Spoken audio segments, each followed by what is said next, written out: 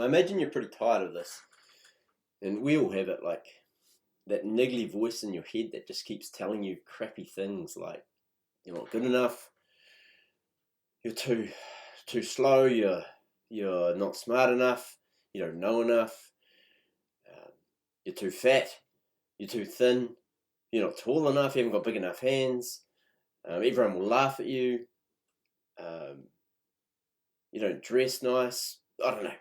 There's millions of these voices in your head telling you all of these stories about why you can't do something. And it's human. Like, we've all got that, and I'm sure you realize that. And we all have it every day of our lives, and we all have it at an unconscious level, those kinds of thoughts going through our brains. We don't even realize it. And this is what I call the pseudo you, or the pseudo me. And the whole thing about that is its goal is trying to keep you where you are now. And in some ways, that is trying to keep you stuck. Because more than likely, if you're like me, and if you're not, then I'm probably not talking to you. But if you are like me, you want to do more. You want to achieve more in this world. You want to help more people. You want to generate more income. You want to experience more of life. You want to travel more. I'm not saying you're unhappy with where you are right now, because I love my life right now and I love what I do. I love my family. I love where I live. Beautiful spot, mountain views, open air, clean air. There's some other things that I want as well in my life. I want to be able to travel a little bit more and do a few more things with the kids. That's cool. I just want that. And it's more than likely that there's a bunch of things that you just want. One of my big things is I'm driven to help more people. I want to help more people. And there's always going to be that voice. I've got it constantly, the pseudo you telling you you can't do this because people are going to laugh at you. Whatever it is, people are going to judge you. But the thing is, it has a reason to be there. And that reason is your hindbrain is charged with the responsibility of keeping us alive. And what does that mean? Well, in order to keep us alive, it has to keep us safe. And in order to keep us safe, it has to know and understand what's going on for us. Now, if you think about achieving a goal, let's just say one goal is to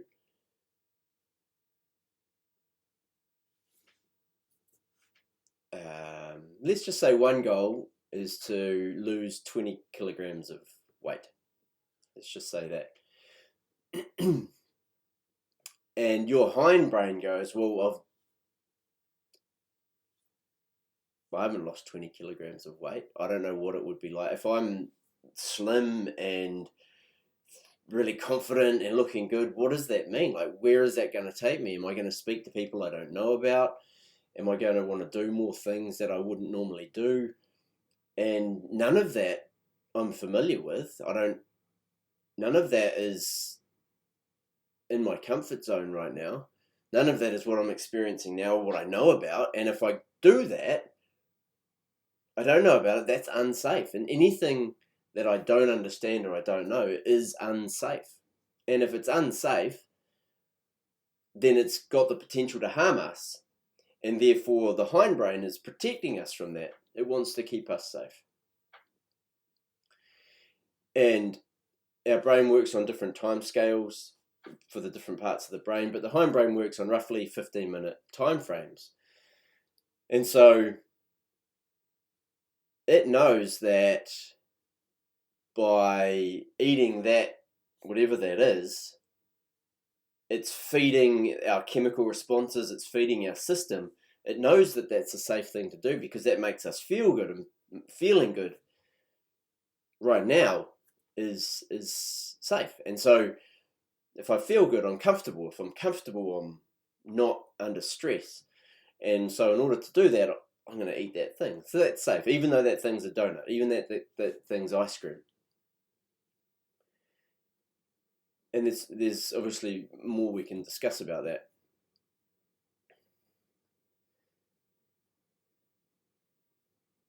So what I do with clients is I like to understand exactly who they are, right? What they're passionate about. So I'll take clients through a 10-minute process. And at the end of that 10-minute process, it's phenomenal. And I would recommend giving this a go. If you do want to, just reach out. But by the end of that 5 to 10 minute exploration, depending on how we go through it, you're going to know exactly what drives you, exactly what you're passionate about, exactly what means the most to you, what lights you up more than you've ever done before in your life. And interestingly enough, let's just say we've got a goal, some goal. And if we go through this process and we get all 100% of the answers in alignment with that one goal, everything you think about, you talk about, you learn about, everything, every action you take is in alignment with this goal, 100% of the time. And you've not achieved that goal yet, then we've got a bit of a problem. So what is that problem? Well, if everything is that you do, every action you take is in alignment with that goal and you've not achieved it and you've been attempting to achieve it for some time, something else must be getting in the way. Something else is at play. And so limiting beliefs is one of those things holding you back. So you're not good enough. They're going to judge you. Fear of judgment, fear of failure, fear of success, fear of all of these different fears, all of these different anxieties, all of these different worries. So that's one thing. That's a part of it. But we don't start there with clients because you see, we've got unconsciously thousands of these beliefs running through our head. We have 20 to 70,000 thoughts a day. And keeping in mind our whole our hindbrain its whole purpose is to keep us safe. So it's doing everything it can in order to keep us where we are now, experiencing what we already know that we've already survived. So a good chunk of those 20 to 70,000 thoughts are going to be thoughts that are keeping you stuck. But imagine if 10% of them, 1,000 or 5,000 of those thoughts were limiting beliefs, and you were aware of all of them. They were the not good enough, I'm not smart enough, I'm too big, I'm too small, whatever it might be. Imagine if you went in and you tried to work on every one of them. There's just no way in the world that you can do that. You would just spend the rest of eternity working on limiting beliefs and you'd never make progress. So we never start with limiting beliefs. And in fact, limiting beliefs are really only just the symptom. Typically, anyway. So they're just a symptom. What does that mean? So when we're working with a client, or when I'm working with a client, I should say, we always work on limiting beliefs last. Because if you think about it, if you go to the opposite end of the scale, you're 100% taking the actions that you need to take, thinking about your goal, all of that. But there's this conflicted values. You've got some conflicted values, right? I want to achieve this, my goal. But when I do that, it's going to take time away from my young kids and my wife. Conflicted values. I'm working towards it, but there's this conflict. Now, all of a sudden, you're being pulled in two different directions. And now your system's throwing up all these limiting beliefs. What's she going to say? What are my kids going to think of me? Another one.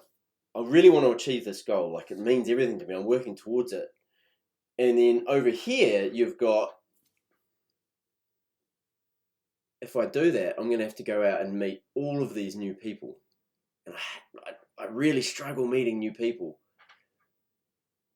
I don't like meeting new people. What do I say to new people? I don't get along well when I first meet them.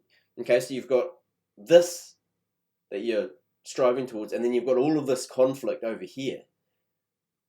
And so all of a sudden you've got all these limiting beliefs, again, being pulled out. But it's not the limiting belief is where it started. It started here with the conflicted values, with the conflicts going on with your wife, your kids, the fact that if you succeed, you might have to meet all of these new people and you're not comfortable doing that.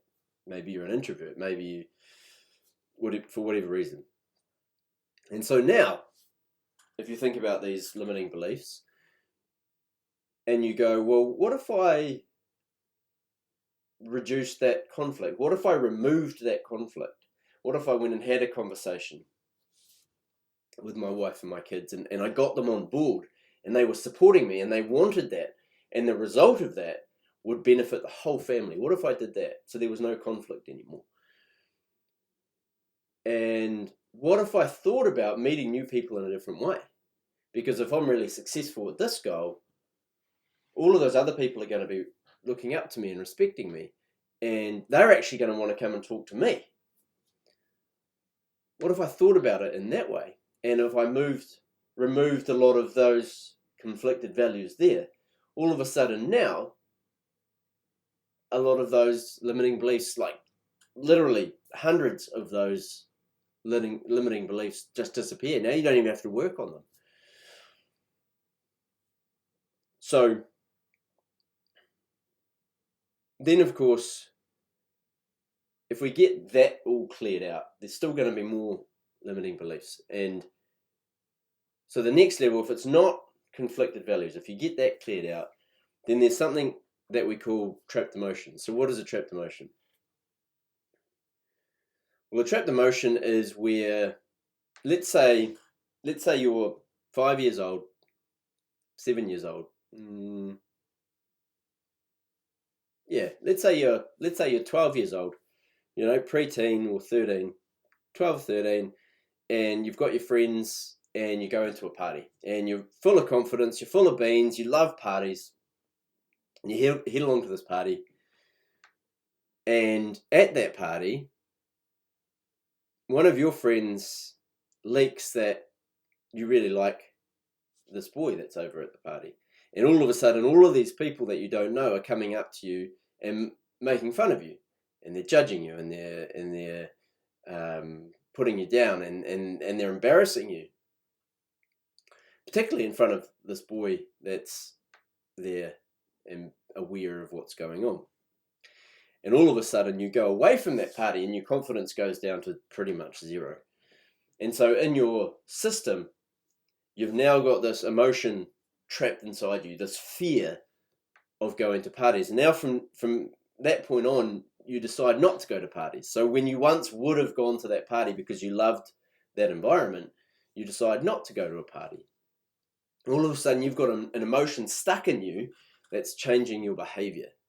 And now, if you think about that, imagine all the limiting beliefs that are coming up for you when you think about new people, when you think about expressing who you are and other people finding out about who you are and your likes and whatnot, and new situations, like all of that stuck in you. And so when you get offered an opportunity to go to a party, you choose not to do it, because all of this limiting belief is at play. But it's not the limiting beliefs that's causing it. It's this trapped emotion that's stuck there because of that circumstance in the past. So what we do then is we can go, right, okay, so there's literally hundreds or thousands of trapped emotions that are stuck around this event in the past. If we go back and we clear that out, all of a sudden now, you've removed a bunch more of your limiting beliefs. And now, instead of, in the scenario of your goal of meeting new people, instead of shying away from meeting new people because you're scared of what might happen because of some past experience, you're excited because you actually loved it. Back when you were 12 or 13, before that event, you actually loved that environment. But that event changed you. And so we removed that out, and we've removed out the conflicted values. All of a sudden, there's very few limiting beliefs, and we've not had to work on a single one. Limiting beliefs are pointers to something else that's happened in your life. Yes, there'll be some there that we have to clear out, but we want to clear out the majority of them beforehand. And the thing is, all of that is designed to protect us. All of that has a place. So at 12 or 13, we suffered that embarrassment. Our system put in place a process in order to protect us from ever experiencing that again, because it didn't want us to experience that ever again. That wasn't safe. That wasn't comfortable. So it put in a system. So you never have to. But that system's not serving you now when you're 20 or 30 or 40 or 50 or 70 or 80. That system is not serving you anymore. It served you back then. It kept you safe then. It's not serving you now. And so we just go back and we clear out a lot of the stuff that's stuck inside you so that you can go back and you can go, yeah, actually, I'm excited to go meet new people. And now all of a sudden that goal where you're being pulled in this direction, in this direction, in this direction because of your conflicted values, and then you were getting pulled in this direction, in this direction, in this direction because of some of these events that you've been to that have altered the way that you make decisions. We get all of that and we move it all up and we put it going in one direction. That glass ceiling that you keep hitting, where's it gone? Broken through. And you've not done it through sheer willpower. You've not done it through forcing yourself through all of this anxiety and this pain and this fear. You've done it with a smile on your face, and you've done it with excitement, and you've done it easily.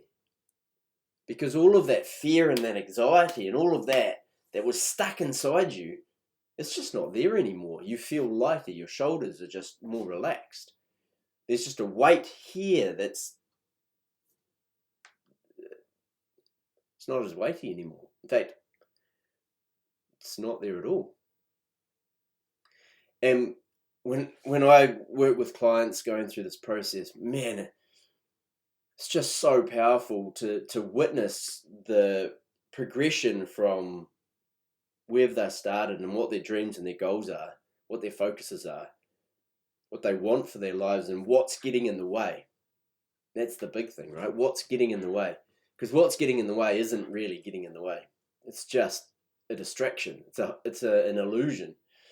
But when we start there and then we work through this process and we go to work on the cause, not the symptoms, and to see as clients come out the other side and take action they didn't even realize they were going to take because there was none of this stuff weighing them down.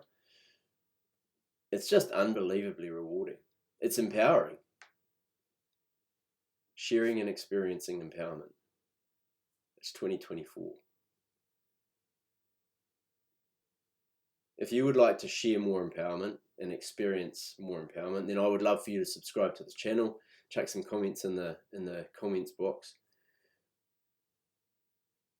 The more subscribers, the more comments, the more opportunity YouTube will, Twitch will, and all my other platforms that I'm sharing this on will share this with more people, and more people will see this. We need more people empowered to take action in this world right now. We need more of you doing what you love. If everyone just did what they loved, genuinely did what they loved, this world would be a very, very different place. Would have a lot less, or significantly less, of people trying to take advantage of other people. Would have a whole lot less of disingenuity and a whole lot less of pain being caused by other people's actions. And man, oh man, would it be interesting just to see people following through on the things that drive them, the things they love. To share it and experience empowerment. 2024. Chuck a comment down below. I'd love to hear from you. Subscribe to my channel, and until next time, thank you.